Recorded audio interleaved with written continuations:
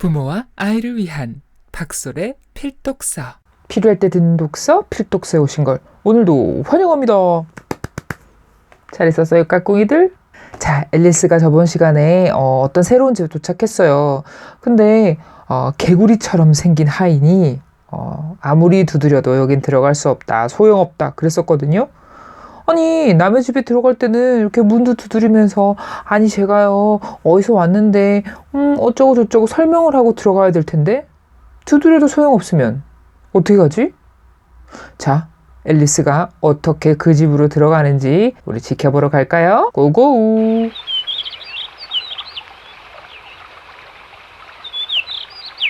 두드려봤자 소용없어. 하인이 말했습니다. 이유는 두 가지야. 첫째는 내가 너처럼 문 밖에 있고, 둘째, 아니 너무 시끄러워서 문 두드리는 소리를 아무도 못 듣는다는 거지.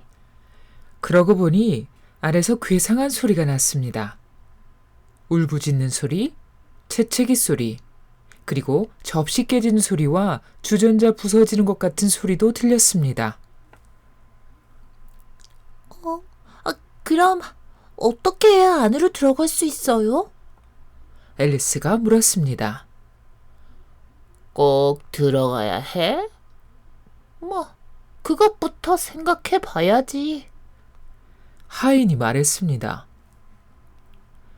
맞는 말은 맞는 말이었지만 따지고 드는 건 싫었습니다. 앨리스는 화가 나서 문을 벌컥 열었습니다. 안으로 들어가니 바로 넓은 부엌이었습니다. 방 안은 온통 연기로 가득했습니다. 부엌 한가운데에 공작 부인이 다리가 3개짜리 의자에 앉아서 아기를 보고 있고, 요리사는 화덕 위에 몸을 굽혀 큰 솥 안을 휘젓고 있었습니다. 솥 안에는 스프가 가득한 것처럼 보였습니다. 앨리스가 갑자기 재채기를 했습니다. 후춧가루 냄새. 스프에 후춧가루를 너무 많이 넣었나 봐. 그러고 보니 공작 부인도 가끔 재채기를 했고 아기도 재채기를 하며 쉬지 않고 울어댔습니다. 요리사와 화덕 앞에 있던 덩치 큰 고양이만 재채기를 하지 않았습니다. 그런데 고양이는 뭐가 좋은지 실실 웃고 있었습니다.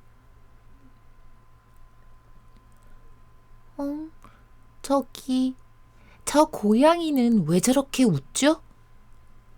앨리스가 공작 부인에게 조심스럽게 물었습니다. 그거야 최셔 고양이니까 그렇지. 이 돼지야. 공작 부인이 꽥 소리를 지르자 앨리스는 깜짝 놀랐습니다. 그런데 알고 보니 안고 있는 아기에게 한 소리였습니다.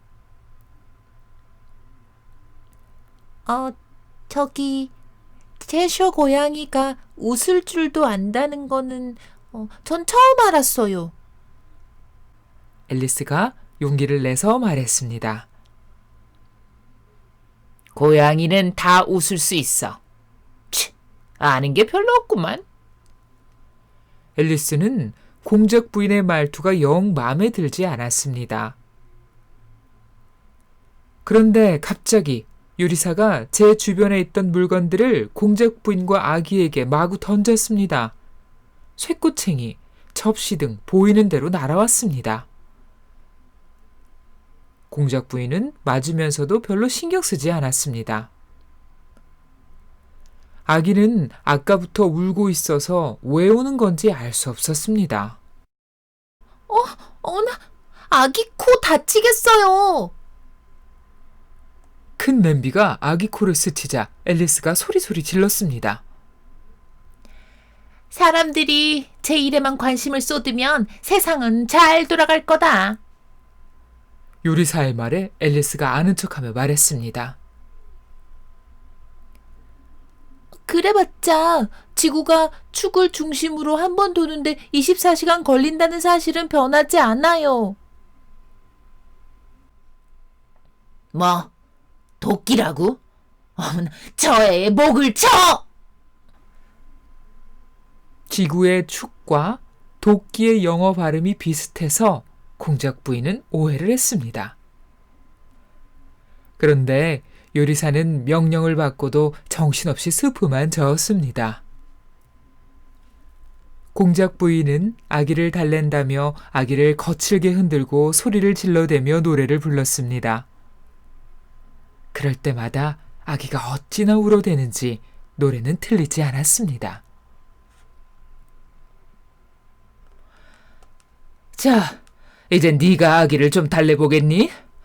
난 여왕 폐하와 크로켓 경기를 하러 가야겠다. 앨리스는 아기를 받아 품에 안았습니다. 그런데 아기가 좀 이상했습니다.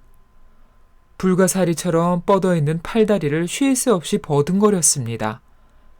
게다가 증기기관차처럼 킁킁 콧바람까지 뿜어댔습니다. 앨리스는 아기를 안고 있기가 힘들었습니다. 그래서 겨우 아기를 붙들고 밖으로 나왔습니다. 저 안에 있으면 요리사가 던지는 물건에 맞아 다 죽고 말 거야. 그렇지? 앨리스가 큰 소리로 말하자 아기가 꿀꿀거리며 대답했습니다. 어느새 재채기는 멈추었습니다. 그래. 근데 꿀꿀대면 다른 사람들이 못 알아들어. 아기는 그래도 계속 꿀꿀거렸습니다. 자세히 보니 아기는 코가 돼지코처럼 생긴 데다 눈도 무척 작았습니다. 너무 울어서 그런가? 앨리스가 아기 눈을 보았지만 눈물 자국은 하나도 없었습니다. 네가 돼지로 변하면 난 어떻게 할 수가 없어. 알아서 해. 앨리스가 심각한 목소리로 말하자 아기가 흑흑 울었습니다. 꿀꿀 소리 같기도 했습니다. 앨리스가 아기를 들여다보았습니다. 그런데 아기가 아니라 돼지였습니다. 돼지를 안고 가는 거는 말도 안 돼. 앨리스는 돼지를 땅에 내려놓고 숲으로 타박타박 걸어 들어갔습니다. 갑자기 채셔 고양이가 앨리스 앞에 나타나 씩 웃었습니다. 성격이 착해 보이긴 했지만 긴 발톱과 이빨이 있으니 조심해야겠다고 생각했습니다. 저기 채셔 고양이야. 앨리스가 조심스럽게 부르자 고양이는 입꼬리를 올리며 활짝 웃었습니다. 그래. 이 근처에 사람도 살아? 모자 장수는 저쪽. 3월 토끼는 저쪽에 살지. 그런데 둘 다 정신이 이상해.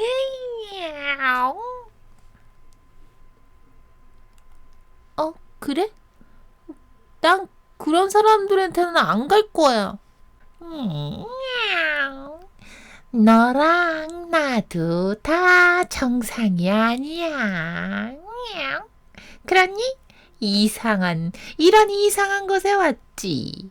그런데 넌 여왕님이랑 크로켓 경기에 갈 거냐? 아니, 난 초대를 못 받았어. 그래도 거기서 만나게 될 거야. 그런데 아기는 어떻게 되었지? 그걸 물어본다는 걸 깜빡했어. 돼지가 됐어. 그럴 줄 알았어. 고양이는 연기처럼 사라졌고 앨리스는 3월의 토끼가 산다는 곳으로 걸어갔습니다. 모자장수보다는 3월 토끼가 훨씬 재밌을 것 같아. 지금은 5월이니까 뭐 미쳐서 날뛰진 않겠지. 그렇게 생각하며 걷는데 나뭇가지에 채셔 고양이가 또 앉아 있었습니다. 냥. 아까 너 돼지라고 했니? 돼지라고 했니? 아, 돼지. 제발 좀 불쑥불쑥 나타나지 마. 정신이 없잖아. 냥. 알았어. 고양이는 꼬리 끝에서 시작해서 얼굴의 웃음까지 아주 천천히 사라졌습니다. 웃는 얼굴은 한참 동안 남아있다가 사라졌습니다. 세상에, 고양이가 웃다니. 더구나 몸은 없어졌는데 웃음만 남기도 하네. 뭐야, 정말 이상해. 중얼거리며 걷는데 3월 토끼의 집이 보였습니다. 굴뚝은 토끼 귀 같고 지붕은 털로 덮여 있었습니다. 집이 꽤 커서 앨리스는 왼손에 쥐고 있던 버섯을 조금 더 먹었습니다. 60cm쯤 키가 크자 조심스럽게 집으로 다가갔습니다. 혹시 미쳐서 날뛰지는 않겠지? 차라리 모자장수한테 갈 걸 그랬나 봐. 3월 토끼는 모자장수와 집 앞 나무 밑에서 차를 마시고 있었습니다. 커다란 탁자 한 구석에 둘이 앉아 있고 그 사이에 다람쥐처럼 생긴 겨울잠쥐가 쿨쿨 자고 있었습니다. 3월 토끼와 모자장수는 겨울잠쥐의 등을 쿠션 삼아 팔꿈치를 꿰고 이야기를 하고 있었습니다. 어머, 겨울잠쥐가 얼마나 불편할까? 잠들어서 아무것도 모르나 봐. 앨리스는 그런 생각을 하며 넓은 탁자 한쪽에 있는 안락 의자에 앉았습니다. 3월 토끼가 물었습니다. 포도주 좀 마실래? 네? 근데 포도주가 어디 있어요? 포도주는 없지. 근데 왜 있지도 않은 포도주를 마시라고 해요? 예의 없게 느껴지잖아요. 앨리스가 화를 냈습니다. 권하지도 않았는데 자리에 앉은 너도 예의는 없잖아. 3월 토끼가 말했습니다. 이렇게 큰 탁자에 좀 앉으면 어때요? 앨리스가 쏘아대자 모자장수가 호기심 어린 눈으로 앨리스를 보았습니다. 너 머리를 잘라야겠구나?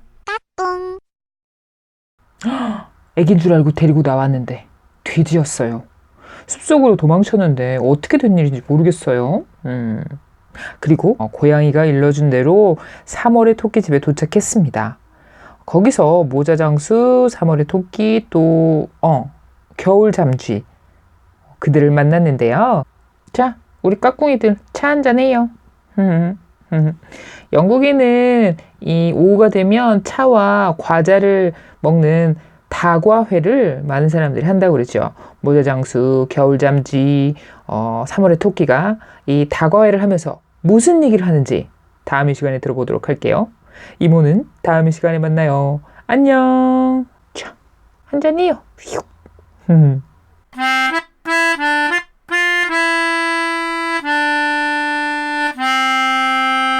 부모와 아이를 위한 박솔의 필독서